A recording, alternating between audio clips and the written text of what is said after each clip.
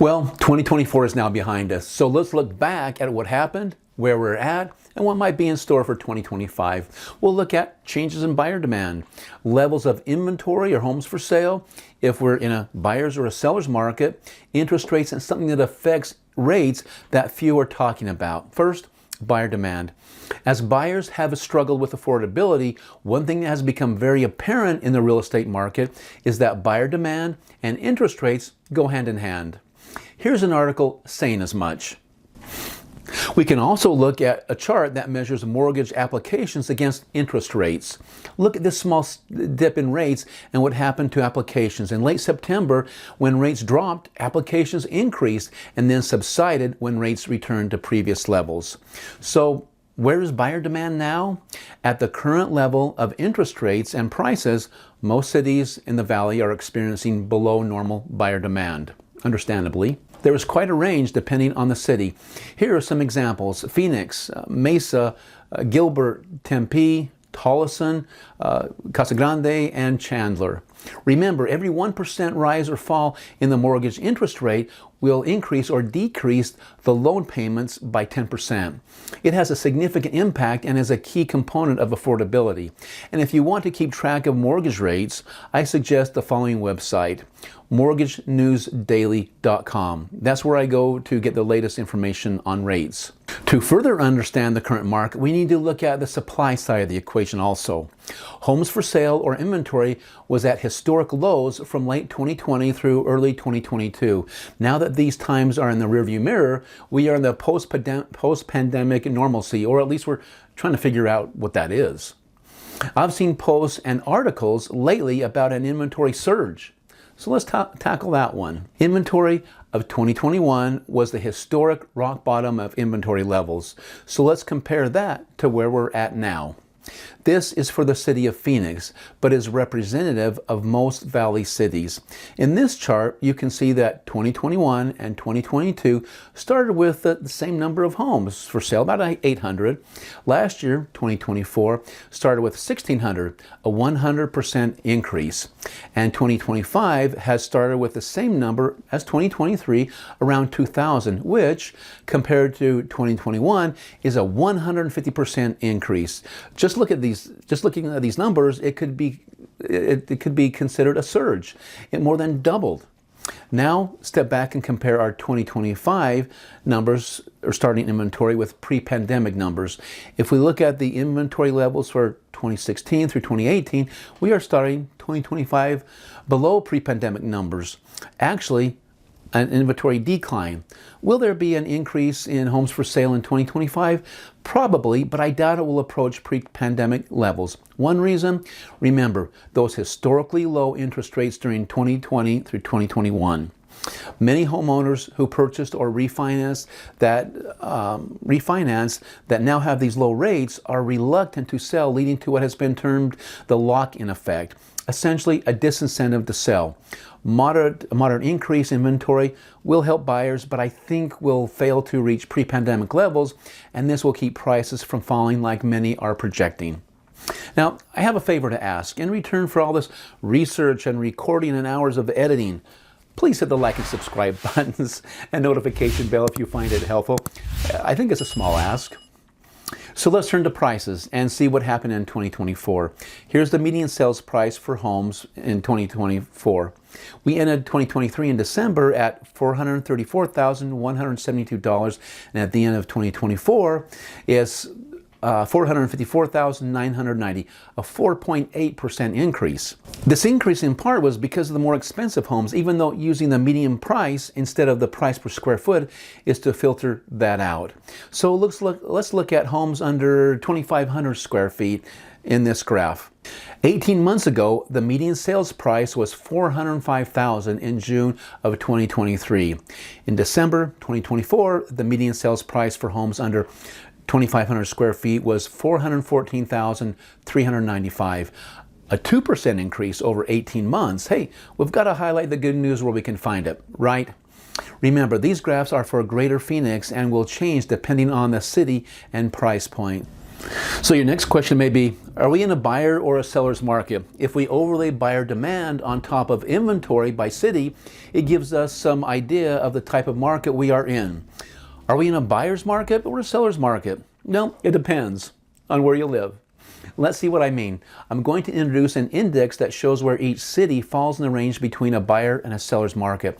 It's the Cromford Market Index. A market index between 90 to 110 is a balanced market. Below 90 is a buyer's market. Above 110 is a seller's market. This will vary by city. Let's start off with Peoria with a market index of 103.8. It falls in that sweet spot of being in a balanced market. The supply index is below normal by roughly the same amount as the demand index. A balanced market means prices should appreciate at the rate of inflation. For cities in a buyer's market, look to Casa Grande at 49.2, Buckeye 53.8, Surprise 69.4, and Maricopa at 54.6.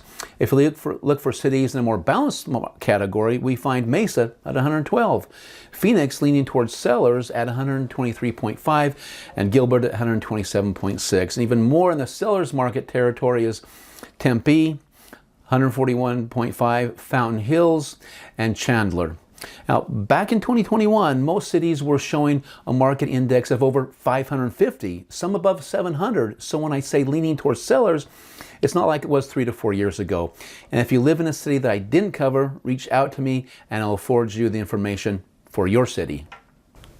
Now, for a topic that I think gets scarce coverage. Lately, I've been on the lookout for anything that talks about the housing market and how that is affected by federal fiscal policy. Well, buckle up, mijo, because I've got some interesting information.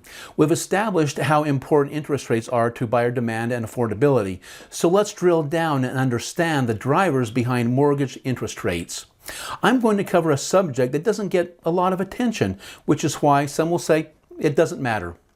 Tell me in the comments below what you think. Am I off base? First off, do we pay too much attention to the Fed funds rate? Every downward change is heralded as a lifeline to buyers, but are we focusing on the wrong metric?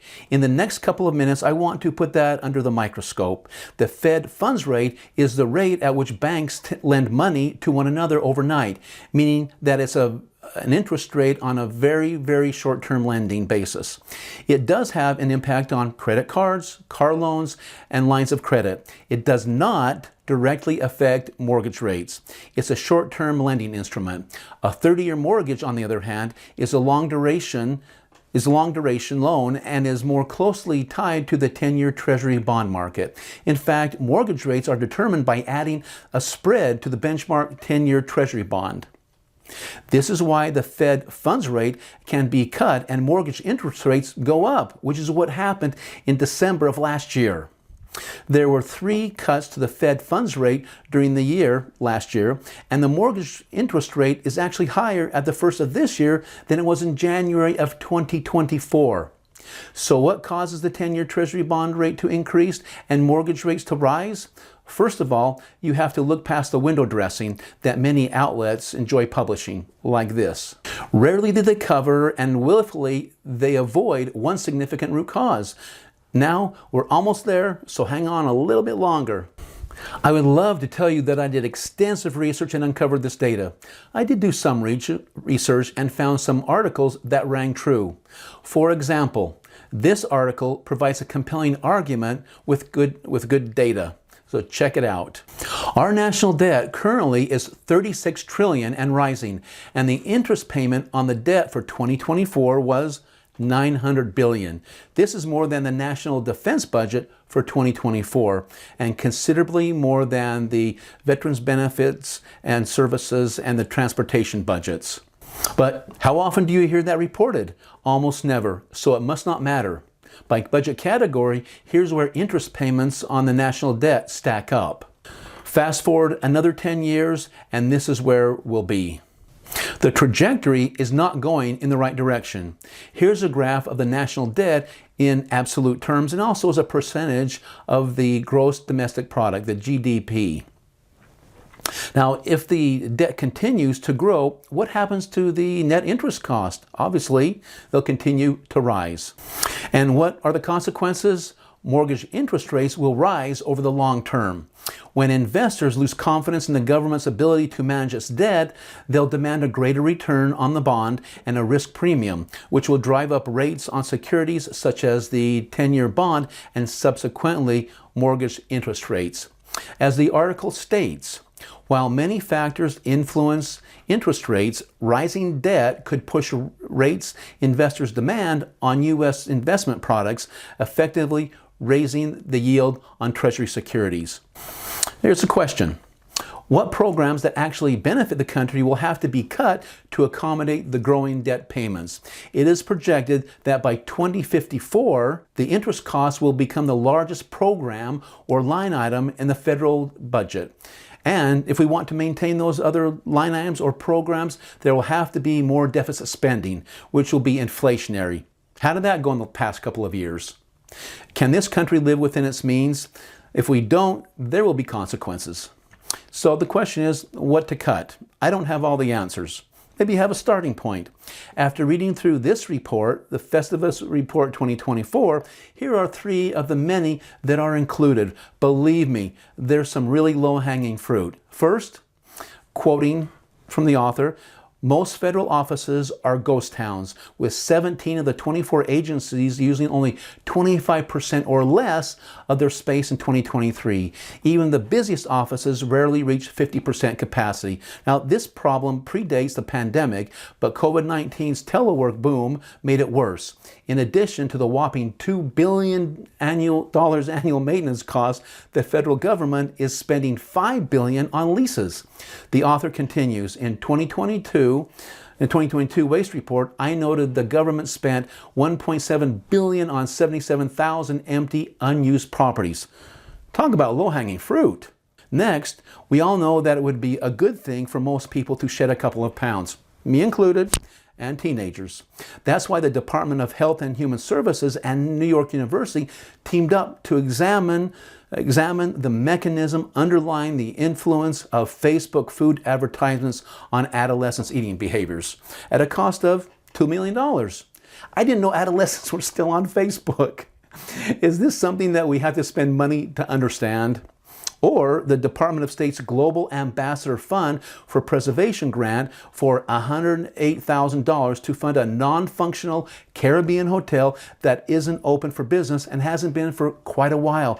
The Bath Hotel in Nevis serves mostly as a tourist attraction. You're right, $108,000 is small potatoes, but it reflects a troubling mindset. I don't have enough time to highlight more examples, and believe me, there are more. So check out the Festivus Report 2024. I only scratched the surface. Let's call it your homework. Thank you for indulging me on my rant. It truly was therapeutic. So in summary, interest rates are the linchpin to buyer demand. Expect a moderate rise in inventory, but not a return to pre-pandemic levels.